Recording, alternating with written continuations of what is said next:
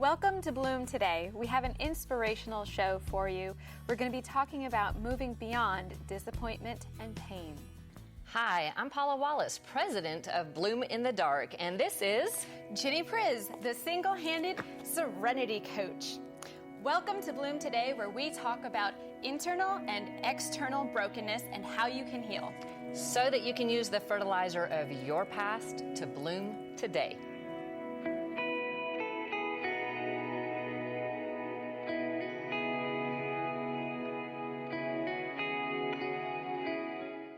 Hey, welcome everybody. Today we are talking about moving beyond disappointment and pain, kind of getting past grief and grieving, which can be for a person or for a loss of a of dream, all different kinds.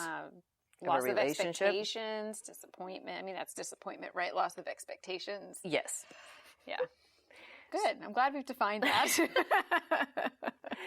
Yeah, and it's hard to get to a place to laugh again. Oh, gosh, yeah. When you're in that place of grieving and pain and loss and your heart so deeply broken.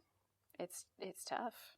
It really is. And the process is messy. It's messy, and it doesn't just like have this timeline that's easy to track. It's not a formula where you go from this to this to this to this. So there's the 5 steps of grieving, and we can go into that. But everybody's journey is so different, and there's so many ways that instead of processing it, we run away from it. We go into denial about it. We don't actually deal with it. We're not real about it, which then just postpones when we actually have to face. Right. Because those great coping mechanisms that are escape, run away from, and ignore, I haven't found them to ever actually heal or restore anything. Oh, the coping mechanisms? Yeah, no, they don't. They don't do that. No, unfortunately not. But they do take us out of the pain for at least a little while. But it doesn't actually help or heal. Get through to something that's actually going to be lasting. Because you have to grieve. Mm-hmm, absolutely. And I know that when I was in, I had broken up with my fiance, and that I think was probably the deepest heartbreak that I had in my life, and the deepest grieving that I had to go through. But at that point in my life, I also had not really grieved and walked through a lot of the disappointments and pains from my past from before that. So when that broke my heart, it was all of the things beforehand that had broken my heart were also coming into play and hurting and not allowing me to really heal from the inside. So it felt like the whole world was falling apart. It truly did. I could not see beyond what was actually happening in my story, in my life, and it just felt like this was it. This was the end, and my heart could never, ever heal from it. Well, because you were probably having compiled grief. The grief of that plus the grief of every other loss and heartbreak that you hadn't properly processed. Mm-hmm. And that kind of just, when it blows up, it can blow up really badly. It absolutely can. And you just don't know what that process is going to look like or how it's going to feel. But I know it does feel better after you've gone through the healing and the grieving and walked through all of those emotions. Has it been the same for you? I was thinking through, there have been a lot of places of brokenness and pain, but the grieving aspect of it, I think I went through the deepest level of that in grieving the loss of my marriage. And my husband did not die. It was through divorce and a very messy set of circumstances. But I realized where I wasn't really grieving the actual marriage.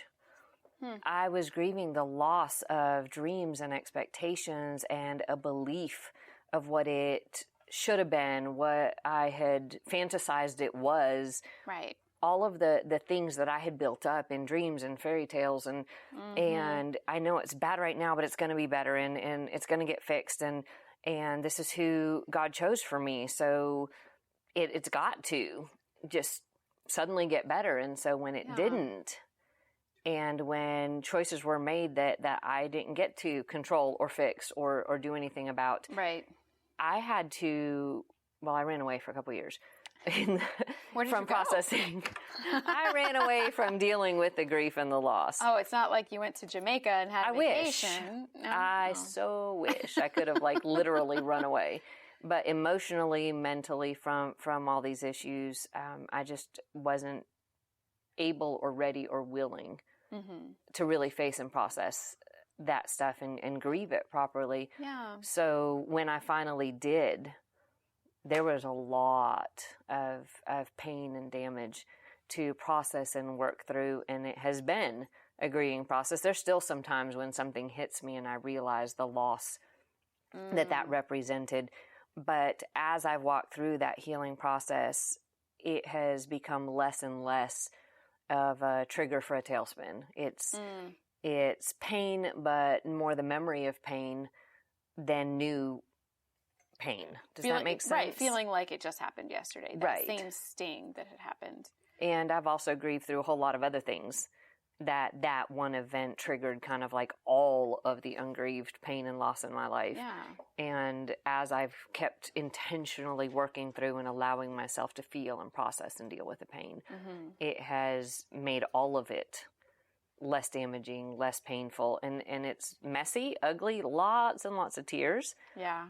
But the healing and the growth and the resiliency that has come out of that is pretty incredible.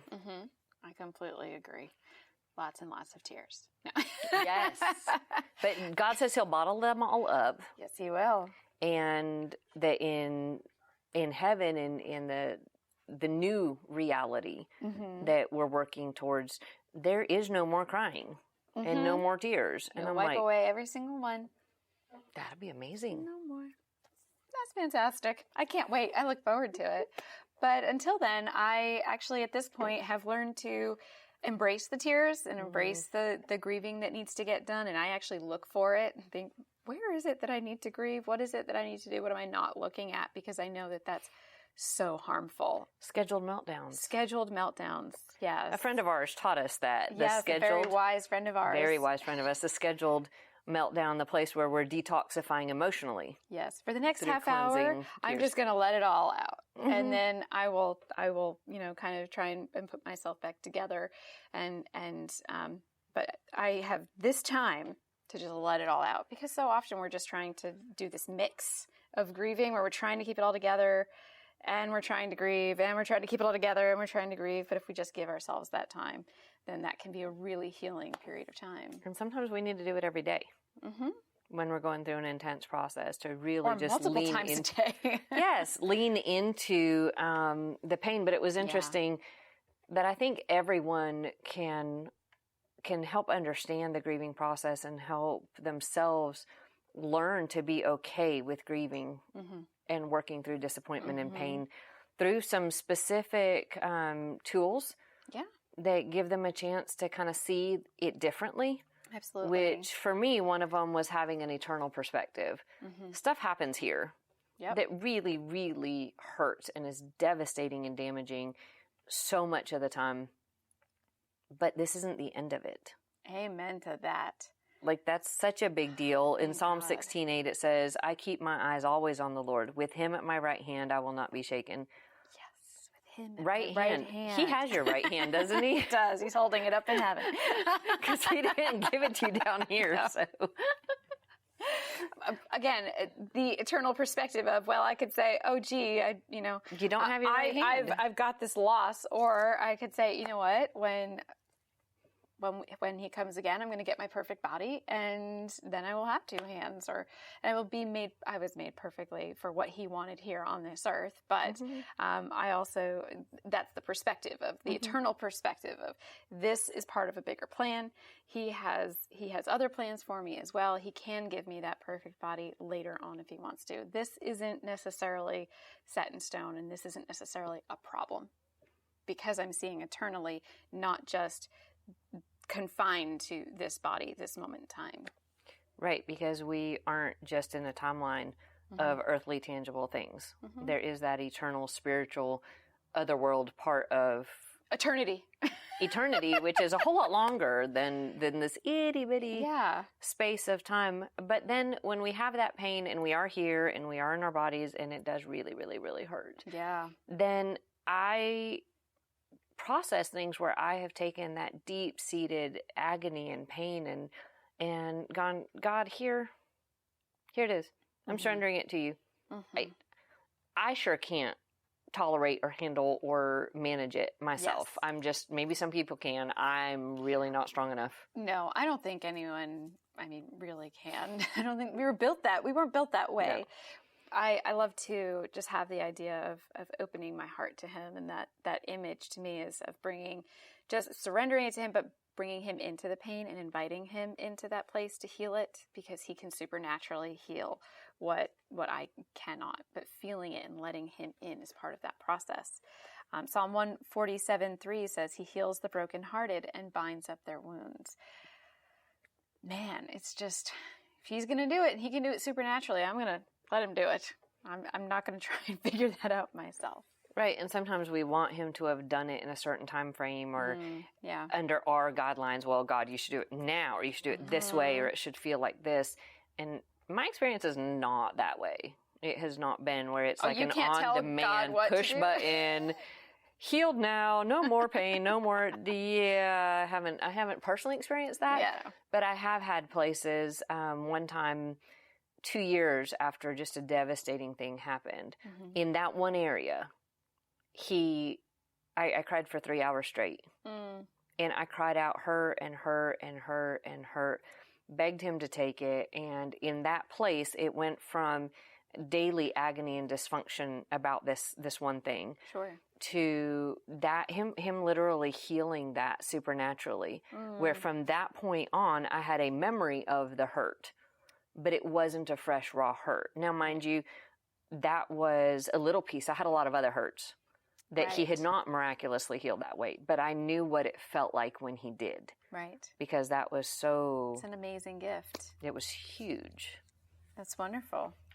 And then when we have that, whether it took a long time or whether it was a miraculous healing, we can choose gratitude, which is another big piece of healing from it, is to, God, here's my pain. Please come into this. And I'm so thankful for everything that you've done for me and given to me.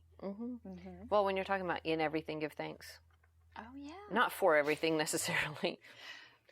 Yes, that's a very good distinction. Yeah, in everything, give thanks. And I realized that I started focusing on thanking him for being there despite the pain. Right. Thanking him for the places he had restored. Thanking him for walking me through the healing journey, the process, the year's worth, but focusing on in that trial, pain, damage, loss, to keep that relationship with him and be thanking him in the midst of that. And that was a whole different perspective too, because I sure didn't want, my natural self did not want to be grateful for anything. I wanted a pity party, and I wanted everybody to join my pity party in that place. But being thankful doesn't mean I didn't grieve or hurt or cry. Right. It just meant I was choosing him and gratitude in the midst, in the middle of it. And if you want to learn more about this topic and how you can grieve and move on from disappointment and pain, you can download our coaching tool at bloomtodaytv.com. And what we'll do is ask you some questions to help you apply this to your life where you're at, and then give you some exercises to take the next baby step forward into healing. And today our guest, I actually read her book at a time where I needed to grieve some things I had not processed. And even though what I was grieving was not the same as what her loss was, it had a very clear effect on my life and giving me the permission and ability to grieve some stuff I had not given myself the right to grieve, which was really, really huge. And I'm excited to have her come on the show. Wonderful. Author and speaker, Julie Hunt. Would you come join us in the kitchen, Julie? Can you give her a hand, Jenny? Welcome. Here's Here your we hand. go. Thank you very much. You are I very appreciate that. Now I'm going to give you back your right hand because I know that God has your right hand in his righteous right hand. So, amen. There you go. That was cool. I love how you have processed your losses and hearing how you have. You guys, you should write a book on it. We don't need to. You wrote a book on it. I did write a book on it. Yeah. Yes. Tell us about your book a little bit. 13 and a half years ago, I found myself being that proverbial wife that gets the phone call from her husband's boss that says, we believe that David's been in a car accident.